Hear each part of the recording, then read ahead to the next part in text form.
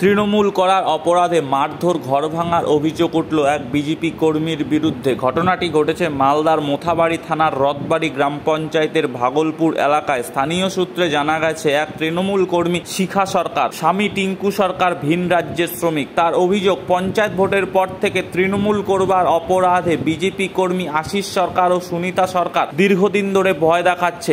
ভয় দেখিয়ে তারা বলছে হয় বিজেপি করতে হবে, এই রকমই অভিযোগকারী শিখা সরকারের। এই ঘটনার খবর পেয়ে ঘটনাস্থলে ছুটে আসেন রাজ্যের সেচ দপ্তরের প্রতিমন্ত্রী সাবিনা ইয়াসমিন। আসা মাত্রই বিজেপি কর্মীকে স্পষ্ট হুঁশিয়ারি দিয়ে যান প্রতিমন্ত্রী। মালদা থেকে বিশ্বজিৎ মণ্ডলের পরিস্থিতি। আমাদের কালিয়াচক 2 ব্লকে রাজনৈতিকভাবে কোনোদিন আমরা এতদিন থেকে রাজনীতি করছি, কালিয়াচক 2 ব্লকে আমরা ঘটনা ঘটেনি যে কেউ বিজেপি করেছে, কেউ তৃণমূল করেছে বা কেউ কংগ্রেস করেছে বলে আমাদের রাজনৈতিক অ্যাটাক কোনোদিন হয়নি। এই প্রথম আজকে এখানে কয়েকটি ঘর, এই পাড়াটা যেখানে দেখছেন বুথটা বেশিরভাগই বিজেপি মাইন্ডের এবং আশেপাশে যারা আছে তারা বিজেপিকে ভোট দিয়েছে। এখানে আমাদের যারা তৃণমূলকে ভোট দিয়েছে দিয়ে কয়েকজন, তাদের উপরে অত্যাচার চলেছে এবং আপনাদের মিডিয়ার মাধ্যমে প্রথম আমাদের কাছে কালকে খবর গেছে।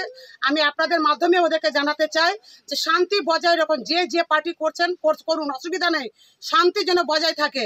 আর যদি আমার তৃণমূল কংগ্রেস করার অপরাধে এখানকার কেউ যদি তাদের উপর চড়া হয়, আমরাও কিন্তু জানি, আমরা হাতে চুরি পরে বসে নেই, আমরাও কিন্তু করতে জানি যে কি করতে হয়। প্রশাসনিকভাবে হোক, যে করে হোক, অন্যায় আমরা বরদাস্ত করব না। আমি এটা আপনাদের মাধ্যমেই বার্তা দিয়ে গেলাম। এখন শান্তভাবে চাই, কারণ মালদার মাটি, বিশেষ করে কালিয়াচক 2-এ রাজনৈতিক কোনোদিন এখানে হয়নি হামলা। এই রাজনৈতিক হামলা করার সাহস কোথা থেকে পেলো? আসবা তুমি করতে? আসবা? এখানে কটা তোমরা আছো? কজন আছো? যাও না। আমরা যদি এখানে সামনে গেলে তো যেতে হবে আমাদের বুথ দিয়ে, তখন কি করবা? ফলে হাতে ধরে যেন কেউ আগ বাড়িয়ে যেন না আসে। কি দেখলেন এসে?